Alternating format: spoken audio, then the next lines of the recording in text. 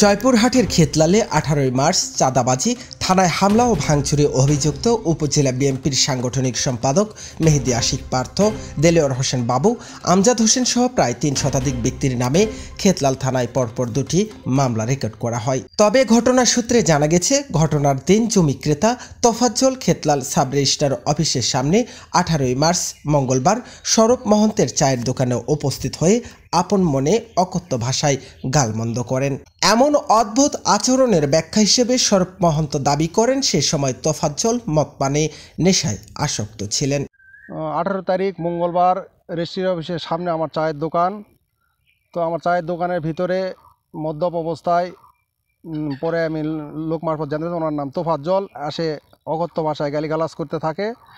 অশ্লীল ভাষায় গালমন্দ করার জোর প্রমাণ মেলে সৌরভ মহন্তের স্ত্রীর কথায়।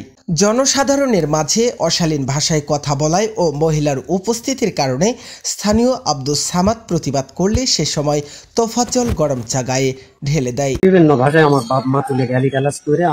এমন সময় আমার দোকানে কাস্টমার সালাম তাকে বলে যে ভাই রমজান মাস, মুখ খারাপ গালিগালাজ করেন না, মহিলা মানুষও আছে। এ কথা বলার সাথে সাথেই তোফাজ্জল তার উপর ক্ষিপ্ত হয়ে তার গায়ে গরম চা ঢেলে দিয়ে আমার টেবিলের উপর গ্লাস দিয়ে আমার এই জায়গাগুলোতে মেরেছে। বগুড়া থেকে আসা 3 জন সহ তোফাজ্জলের এমন আচরণে ক্ষুব্ধ জনতা তাদের মারপিট করে মর্মে প্রমাণ মেলে। এ সময় চা বিক্রেতা সৌরভ স্থানীয় বিএনপি নেতা পার্থকে ফোন দিলে তিনি এসে তোফাজ্জল সহ 4 জনকে খেতলাল থানা পুলিশের হাতে সঁপে দেন। তারপর আমি বাইরে যাই, চিৎকার করলে উত্তেজিত জনগণ আসে, তাদেরকে মারধর করে। এমন অবস্থায় ঘটনাক্রমে পার্থ ভাই সেখানে উপস্থিত হন এবং থানা পুলিশে খবর দিলে পুলিশ এসে তাদেরকে উদ্ধার করে নিয়ে চলে যায়। এদিকে তোফাজ্জলের দাবি তিনি ঘটনার সময় সেখানে ছিলেন না। তবে চা বিক্রেতার দাবি তোফাজ্জল মদ পানে নেশায় আসক্ত হয়ে এক পর্যায়ে চোখের নিচে সজোরে আঘাত করে। আমি বাধা দিতে গেলে আমাকেও ঘুষি মারে এবং আমার দোকানের ভাঙচুরের চেষ্টা চালায়। আমি ওখানে যে ডাইরেক্ট মোটরসাইকেল নামা মাত্র মানে ওটা হিট হয়েছে না হয়েছে। পুলিশ ভাই কে নিয়েছে, পার্থক নিয়েছে না কে নিয়েছে না আমার লোক আমি জানি না ভাই। পুলিশ আসলো, পুলিশরা মনে করেন আমাকে সবাই গাড়ি তুললো। বিএনপির নেতা পার্থ 50,000 টাকা চাঁদা দাবি করেছেন তোফাজ্জলকে মনে করে তার ভাইয়ের কাছে, কিন্তু এরপরে তিনি জানান তারা পাকে চেনেন না, সেই সাথে পার্থর সাথে থাকা বাবুকেও চেনেন না। মানে আমার ওই বড় ভাইয়ের কাছে তোফাজ্জল মনে করছে ভাই আমি 50,000 টাকা আপনি দেবো কেন, মানে এইভাবে বলছে মার দিচ্ছে আর এই তো তোফাজ্জল না ওর চ্যাংরা মারবি। আমি তো পার্থ চিনিই না ভাই। অপরদিকে জমির মালিক মিজানুর রহমান বলেন, জমি দলিল নিয়ে তোফাজ্জলের সঙ্গে একটি মেয়ের ঝামেলা ছিল। তবে মিজানুর রহমান বলেন তিনি তোফাজ্জলের থেকে টাকা নিয়েছেন, জমি তাকেই দিয়েছেন। আগেই দিছে, আমার টাকা পরিশোধ করে দিচ্ছে, আমি আবার সেটা আবার হলো ওর নামে আবার সেদিন দলিল করে। আমি যাতে টাকা খাচ্ছি আমি তাকেই দলিল করে দিচ্ছি। তোফাজ্জলের সাথে মহিলার কি লেনদেন হচ্ছে, মহিলা হলো সেটা হলো ইয়া। তবে তোফাজ্জল অনেক হুমকি প্রদান করেন মর্মে বক্তব্য পাওয়া যায়। মানুষজন অনেক লোকজন আছে, ওর সাথে লোকজন আছে বেশি আছে, লোকের সাথে বেশি ঘোরাফেরা করে না আলাদা মারমু। 21 মার্চ সংবাদ সম্মেলনের ঘটনায় বিস্তারিত বিবরণ তুলে ধরেন পার্থর বাবা মাইনুর রহমান। ওই থানায় ফোন করে ওই 4 জন সন্ত্রাসীকে থানায় সোপর্দ করে পুলিশের হাতে তুলে দেয়।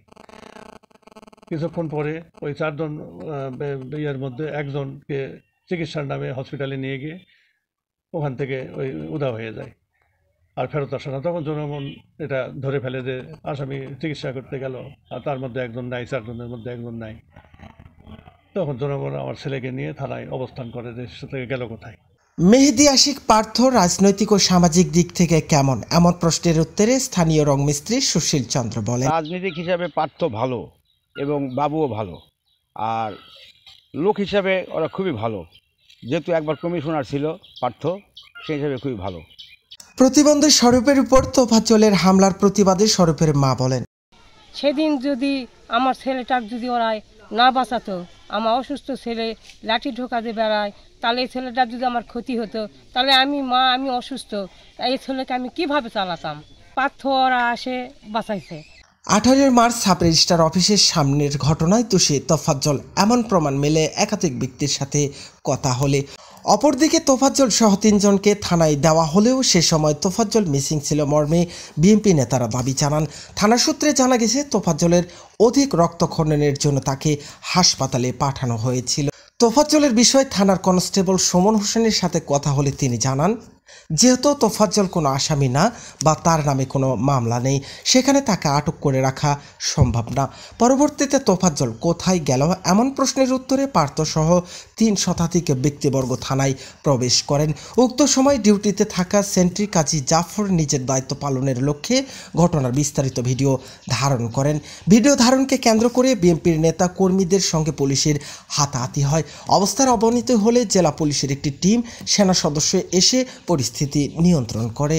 নাম প্রকাশ্যে অনিচ্ছুক পুলিশ সদস্য বলেন, একজন দায়িত্বরত পুলিশ সদস্যকে জোরে কথা বলা বা তার গায়ে হাত তোলা আইনের চোখে চরম অপরাধ।